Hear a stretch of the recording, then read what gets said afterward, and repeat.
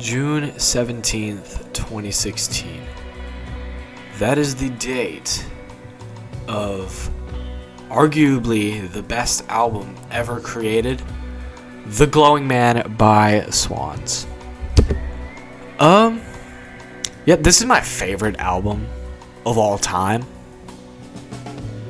It's this and Lateralis by Tool, but I feel like the more I sit with this, the gap is bigger between this album and Lateralis. Just a quick overview. Just as like a general statement, there's music before this album, and then there's music after this album in terms of how you look at music as a whole, how you listen to all sorts of genres. This album has changed my life, seriously. The heaviness, the transcendental atmospheres, the bright and blissful, just unreal, like, it's hard to put into words.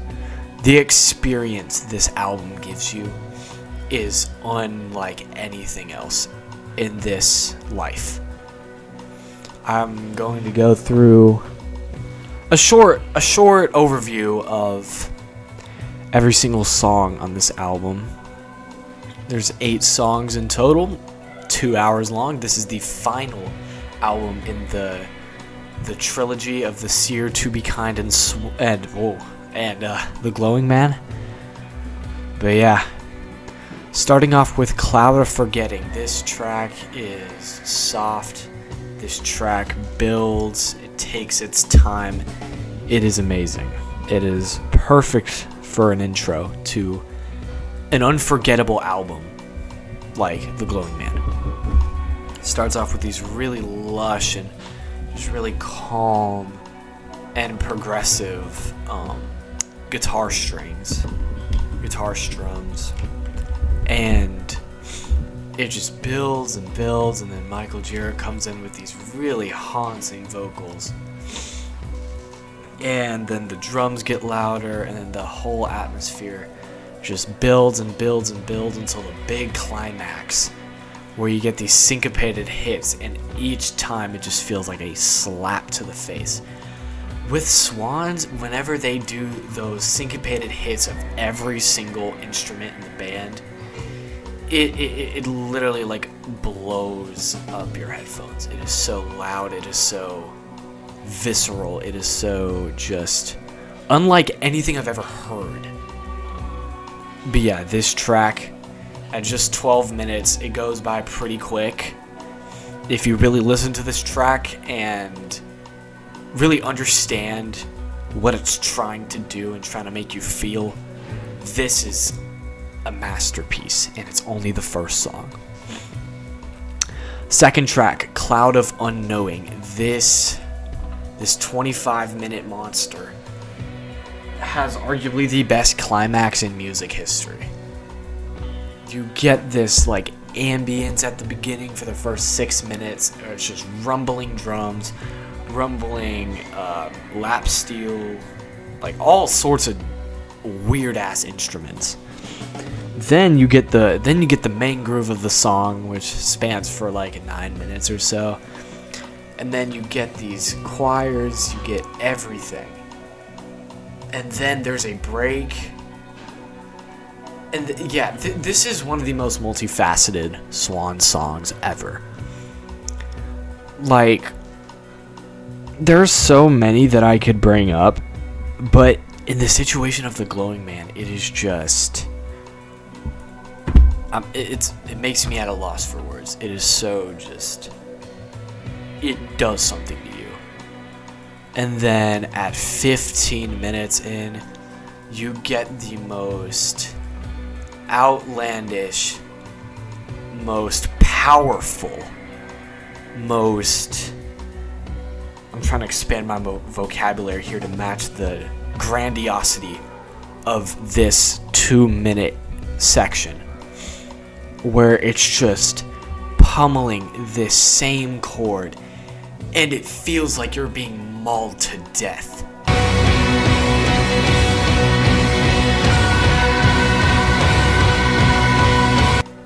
It is just life-altering, is the way I can put this track. And then the last 6 minutes takes it so much slower and a calming atmosphere, and to me this part feels like a calm after the storm, where you're still recovering from the just chaotic nature and the most insane thing you've ever heard in your life. My God, is this track something. Like every single track on here, it is just indescribable what this song does to you. One of the best swan songs of all time, and it's not even the best on this album. It's up there, but it's not the best. Alright, going on to track number 3, The World Looks Red / The World Looks Black. The first part of this song is taken from, I forgot what the name of the band was. Whenever I remember, I'll put it on screen. But there's a certain band that made a song called The World Looks Red, or The World Looks Black. It was one of them. And this one was a personal favorite of mine for a while. This track takes its time, man. This 2-part monster is just amazing. It's actually one of the calmer cuts on this album. But I feel like this is probably the most accessible Swan song. Even at 14 minutes, like, it catches an amazing groove. The first 7 minutes take its time with these really like drawn out vocals, and then the bury my mind mantra that just repeats over and over. It gets louder and louder with every instrument, and then bam, you're hit with the beat switch, and it's so much more rushed, it's so much more fast paced. Then you get background choirs, follow the sleeper man, follow the maker man, and then you get those hits of trumpets and saxophones. It feels like they just invented a new genre. It's so amazing. It's so just outstandingly cool. Like, you get these trumpet sections like you're in a fucking musical. And then the choirs just get more and more loud and everything. They get buried under this just really rushed atmosphere. And then you think whenever you're midway through this second part, you feel like it's building and building. You feel like the climax is almost there, and it just dies down. But the end of this song, the end of it is just bliss. It is wonderful. It is just this beautiful atmosphere with Jarboe, the classic Jarboe choir. Just the droning, haunting vocals. It's so beautiful. The end of this song is transcendental at best. Oh my gosh. Yeah, this track was a personal favorite of mine. I think this was the first song I went back to after I listened to this album. But yeah. Track number 4, People Like Us. This track is an interlude coming in at 4 minutes. It is my least favorite song on this album. However, I think it is a great passage through like the first 3 songs that can be an entire album in itself, clocking in at barely under an hour. And this track takes its time. It has some really haunting vocals on it. Not really much to say about it, as it doesn't really go anywhere. There are some really nice vocals from Jarboe and Michael Gira himself. That was the end of disc 1. Now disc 2. Arguably the best disc in all of music. Starting with Frankie M, this is the best song ever created. It is... Where do I even begin with this track? 21 minutes and your entire life is changed. The first 7 minutes of this track, you are just entranced in this just whoosh of atmosphere. It's like a tide, like an ocean tide, like coming over the beach, and then it goes up and then it comes back down slowly, and then each whoosh of atmosphere just gets louder and louder.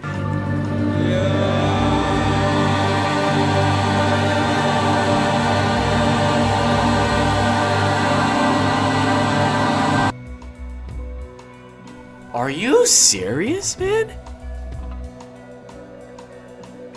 I didn't, like, going into this record, I didn't know humans could create such just unimaginably violent and just, like, elusive imagery in your head of what's going on in this song. It's just every single whoosh of atmosphere makes you feel like you're being lifted into the sky. And then you get more Jarboe vocals and more Michael Gira mantras. This track is the embodiment of I want to tell the world about Swans.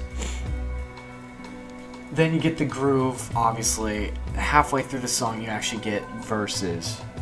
And it has these beautiful, just like wonderfully blissful guitar strings. And this part takes its time talking about a butterfly named Frankie M, which it sounds like he's being entranced into this like adventure or journey. At least that's what I get from the track. Then it ends up breaking a glass and then stabbing his own eye. And then getting high on opium and methamphetamine and all these different drugs. And it's honestly like what this makes you feel. And then the end of this song, just with the constant chants, oh don't die, oh don't die, oh don't die. It's constantly getting larger. The groove, the classic rock groove, is slowly getting larger and larger and larger until it collapses under its own weight. It is so unbelievable.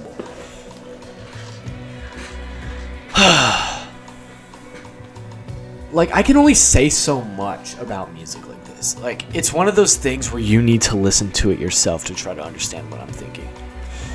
My God, this is the best song ever created. It's not even close. Alright, track number 2 of disc 2, When Will I Return. This is probably their best interlude. It's talking about, well, it's actually Michael Gira's wife, Jennifer Gira.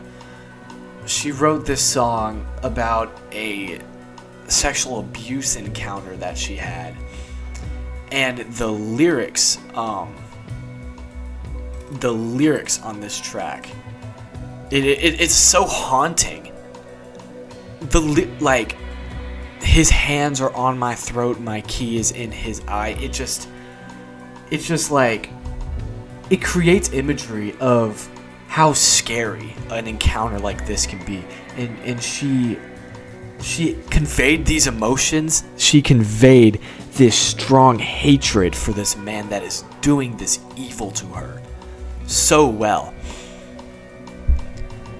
The mouth of death still calls my name. I beat him on his face and stab with all my strength. I scream until he's gone.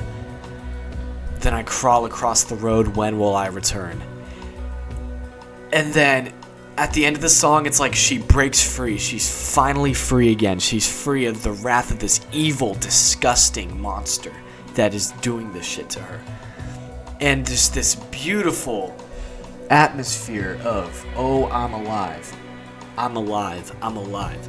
And you can tell that she is just absolutely just overwhelmed with happiness and joy that she is now free of this situation. This track also just makes me like the end of this track. It really makes me like thankful to be alive, thankful to be in this, to like experience this almost impossible miracle of existence in the first place. It really is so impactful to me. Alright, track number 3 of disc 2, The Glowing Man. Arguably, this is arguably the greatest Swans song ever, by the consensus. This 30-minute absolute travesty of a song. I don't know if that's a terrible connotation for it, but this is, I said Cloud of Unknowing was multifaceted, and then you get to the fucking Glowing Man and you're like, what am I listening to? Like, is this just 3 different parts of 3 different songs all blended together to create this absolute monster? Yes, I think of this song in 3 different parts. I think of the first part as like he's introducing himself he's introducing the Glowing Man. He's a real go-getter. He's a real heartbreaker. He's a real risk taker, or whatever the lyrics are on this song. But this part is arguably like, it honestly gets you ready. Like it almost like warms you up for the grandiosity that you're about to experience with this unbelievable track. And then you get a break. Then I honestly feel kind of bad for almost spoiling these tracks for people who haven't listened. If you don't want me to spoil it, if you don't want me to spoil this, just click off this video. But if you want a good idea about what you're going to hear whenever you listen to this album, I suggest watching, because I want to tell the whole world about this album. Anyways, then you get this Bring the Sun jam, which is a lot faster and just a lot more intense and violent. Like, I have never in my life heard any band just absolutely just beat down and pummel and absolutely demolish, disintegrate the same chord over and over and over again. It literally makes you feel like you're being crushed, like you're being torn apart. It is so unreal to experience this. If you put this on while on like any type of psychedelic drug, you are going to hallucinate. But it goes on for 6 minutes, and each time it's just boom, boom, boom. It's like a stab to the throat every single time it hits. Then you get the strong rock groove, which carries out the rest of this track, and each section of it gets more and more and more powerful and large and extreme. Literally every word in the dictionary that conveys the feeling of power. And then at the end of this track, you get these haunting Jarboe vocals that honestly make you feel like you've accomplished something, like you've got to the end of the journey of listening to this unbelievable masterpiece. Like, it makes you feel so calm. It's so... This is a live recording, by the way. This isn't scripted. This is just what's on my mind. I'm genuinely speechless about the end of this track. Like you're just gonna have to listen to it. Like that's all I can say. Just prepare to transcend into the sky. That's the best thing I can say. It was honestly really close between Frankie M and the Glowing Man for the best Swan song, but Frankie M, every time I listen to it, it just gets more and more just unreal.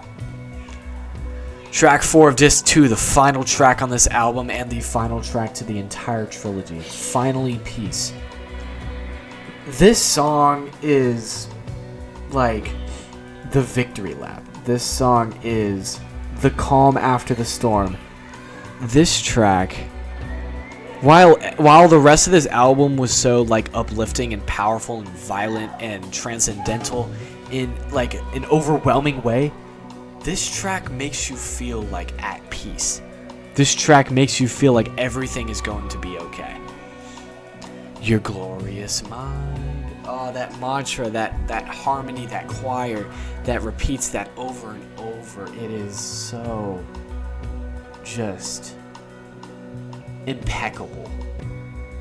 Like, listening to Finally Peace after The Glowing Man genuinely feels like you're running a marathon, you're at the end of the marathon, and then you can finally sit under the AC after being in the hot sun. Like, that's what this track feels like. This track is like going through the hardest season of your life where you feel like you're about to die. And then you get everything back. You get your sanity back. Everything is okay now. This is what this track is compared to the rest of this album. It's perfect. Just this album experience is unlike anything you will ever experience in your life.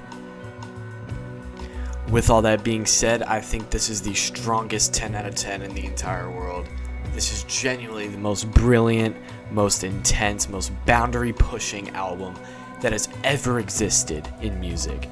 I challenge y'all to try to find me one that is more impressive and large than The Glowing Man by Swans.